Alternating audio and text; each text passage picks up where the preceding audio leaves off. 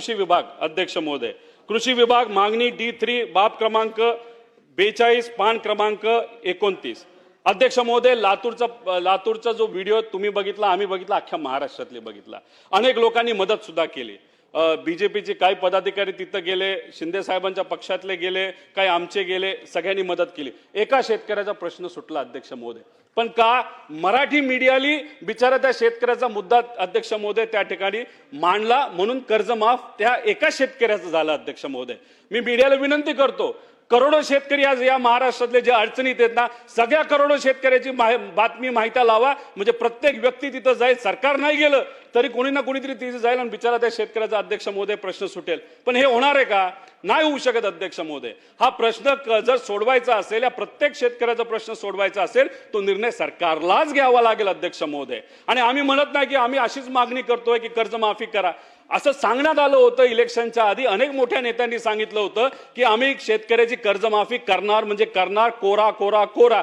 पण नाही ना अध्यक्ष महोदय, तसं काय झालं अध्यक्ष महोदय? दिवसाला तिथं 8 आत्महत्या शेतकरी करत आहे, आणि जर काही नेते असं म्हणत असतील योग्य वेळेस आम्ही तो निर्णय तिथं घेणार आहे, आणि 2029 जर योग्य वेळ असेल इलेक्शनच्या आधी, तर अध्यक्ष महोदय आजपासून 29 पर्यंत 15,000 शेतकरी आत्महत्या करतील। मग त्या 15,000 शेतकऱ्याला कोण जबाबदार आहे अध्यक्ष महोदय? मग सत्तेत असणारे लोकच जबाबदार आहे असं म्हणावं लागेल ना। मग आमचं एवढंच म्हणणं आहे की आपण वाट बघायची की 15,000 शेतकऱ्याला आत्महत्या करायची? अध्यक्ष महोदय, निर्णय आपल्याला आज घ्यावा लागेल।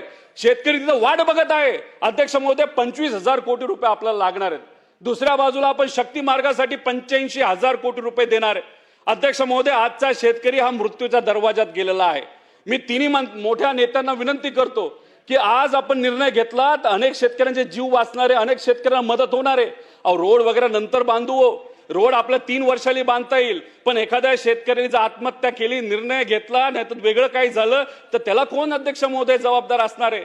त्यामुळे विकास तर झाला पाहिजे, पण तो 3-4 वर्षांनी अध्यक्ष महोदय नंतर होईल। पण आज आमच्या या शेतकऱ्याला 25,000 कोटी रुपयाची कर्जमाफी अध्यक्ष महोदय झाली पाहिजे, असं या सरकारला त्या ठिकाणी मी विनंती करतो। त्याच्याबरोबर कृषी सन्मान योजना अध्यक्ष महोदय 3,000 रुपये वाढवले जातील असं सरकार आल्यानंतर काही नेते बोलले होते अध्यक्ष महोदय। हे 3,000 रुपये तुम्ही वाढवले, 5,500 कोटी रुपये लागणार आहेत। तेवढी मदत जर शेतकऱ्याला तुम्ही आज देऊ शकला, जो आज शेतकरी अडचणीत आहे, नक्कीच त्याची मदत ही त्या शेतकऱ्याला अध्यक्ष महोदय होईल। भावांतर योजनेचं अध्यक्ष तसंच आहे, जर मार्केटच पडत असेल, त्यात तिथं ट्रम्प तात्या म्हणतायत की तिथं जे उत्पादन होतं ते भारतात आणायचं, आणि ते आपलं सरकार ऐकणार नाही असे आम्ही अपेक्षा करतो। पण चुकून ते ऐकलं गेलं आणि तिकडचं सोयाबीन आणि कपाशी जर आपल्याकडे आलं, तर अध्यक्ष महोदय जो रेट आत्ता मिळतो, जो परवडत नाही शेतकऱ्याला, त्याच्यापेक्षा रेट कितीतरी खाली जातील आणि आमचा शेतकरी भारतातला अडचणीत येईल अध्यक्ष महोदय। म्हणून भावांतर योजना आपल्याला आणण्याची जरूरत आहे। त्याच्यामध्ये सोयाबीन शेतकऱ्याला 4,000 कोटी लागतील, कापूस शेतकरीला 5,000 लागतील, कांदा शेतकऱ्याला 10,000 कोटी रुपये लागतील। टोटल 25,000 कोटी रुपये हे जर आपण प्रोव्हिजन करून ठेवलं, जेव्हा लागेल तेव्हा ते जर वापरलं, तर शेतकऱ्याला एक आत्मविश्वास राहील की मार्केट खाली आलं तरी आमचं सरकार आम्हाला अध्यक्ष महोदय त्या ठिकाणी मदत करते।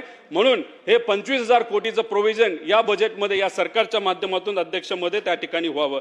पीक विम्याच्या बाबतीत अध्यक्ष महोदय अनेक वेळा विषय मांडले, 3 वेळा तर याच सेशनमध्ये मी मांडले। जे 4 ट्रिगर काढण्यात आले, अहो माझ्या मतदारसंघामध्ये 10 कोटी गेल्या वेळेस विमा कंपनीकडनं मिळाले होते, आणि ते कुठल्या ट्रिगरच्या अंतर्गत मिळाले होते? लोकलाइज कॅलॅमिटी, म्हणजे त्या क्षेत्रामध्ये पाऊस झाला, त्यात नुकसान झालं, त्या शेतकऱ्याला अध्यक्ष महोदय तिथं मिळालं। पण आताच्या विमा कंपनीच्या पॉलिसीमध्ये तो ट्रिगरच नाही अध्यक्ष महोदय। तर गेल्या वेळेस जेव्हा आपण बघितलं होतं 3700 कोटी रुपये देण्यात आले होते, आणि त्यातला 78% पैसा हा या इतर ट्रिगरच्या बाबतीत दिला होता, म्हणजे जो ट्रिगर आज नाही। म्हणजे येत्या काळामध्ये, या पावसाच्या काळामध्ये आता काय झालं अध्यक्ष महोदय? पेरणी झाली, बऱ्याच ठिकाणी पाऊसच नाही। मग पाऊस नसेल तर तिथं नुकसान झालं तर या विमा कंपनी त्या शेतकऱ्याला मदत करणार नाहीत। जिथं अतिवृष्टी झाली तिथं शेतकऱ्याला मदत ही विमा कंपनीकडनं या नवीन रूल प्रमाणे अध्यक्ष महोदय मिळणार नाही।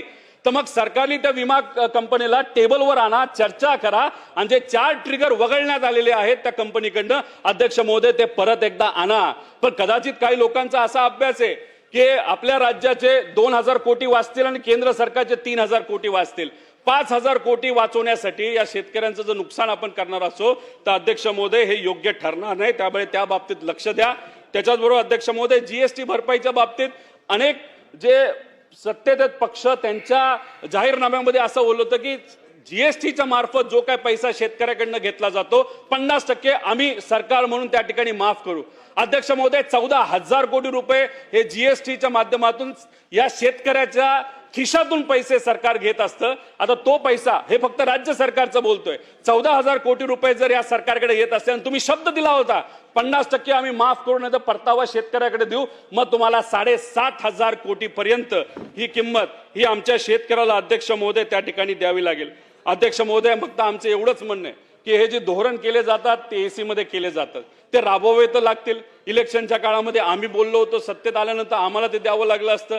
आज हे लोकांच्या आशीर्वादाने सर्व सत्तेत आलेले आहेत. जो दिलेला शब्द तोच तर मात्र पूर्ण करायचा आहे. फक्त जास्त वेळ अध्यक्ष महोदय थांबून चालणार नाही, तर शेतकरी मोठ्या प्रमाणात अडचणीत त्या ठिकाणी येत आहे. त्यामुळे या सरकारला मी मनापासून विनंती करतो की लवकरात लवकर त्या ठिकाणी या बाबतीतले निर्णय घ्यावे, आमच्या शेतकऱ्याला त्या ठिकाणी तिथं मदत करावी.